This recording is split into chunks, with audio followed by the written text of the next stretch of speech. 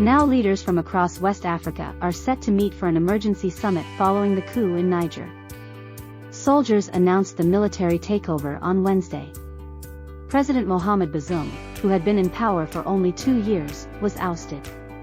On Friday, General Abdourahmane Tchiani, the head of the Presidential Guard's unit, announced that he was Niger's new leader.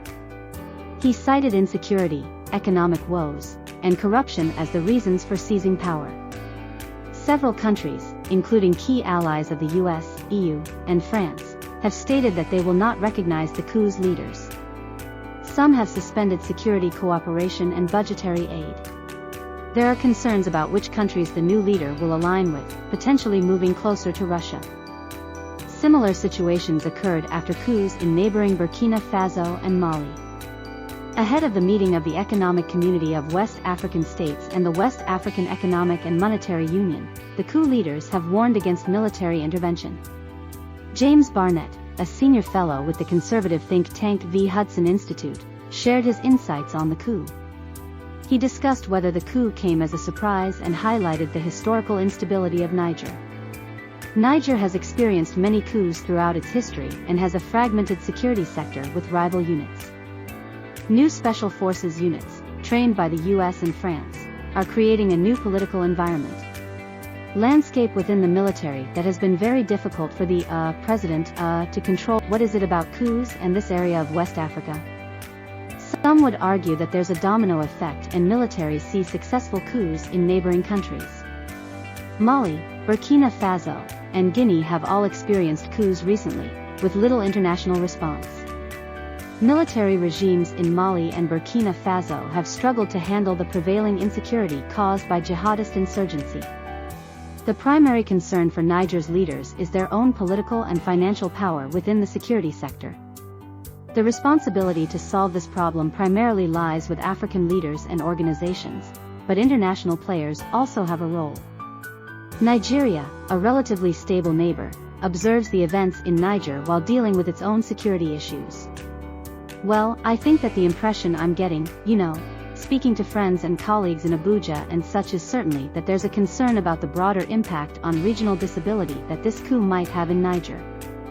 I think, we can read for ourselves the statements from President Bola Tinubu of Nigeria.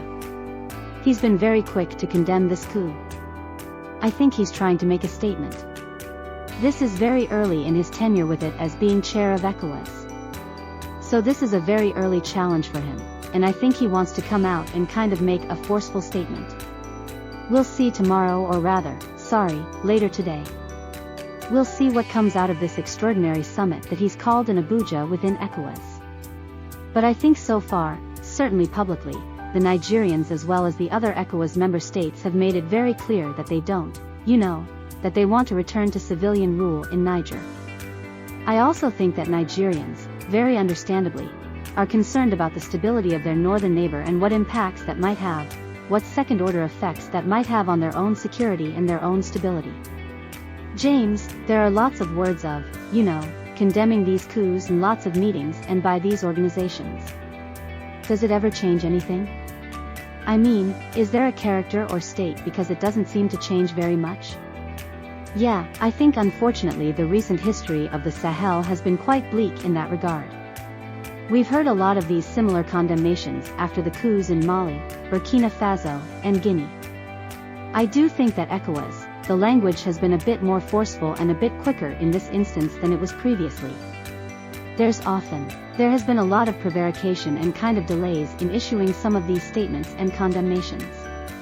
But at the end of the day, I think it is unfortunately a situation in which the pushs, the people, and the junta in Niger are not necessarily going to be deterred simply by rhetoric from the neighboring states and even sanctions. Sanctions only have a limited effect on people who are willing to put their own president on the line to take power.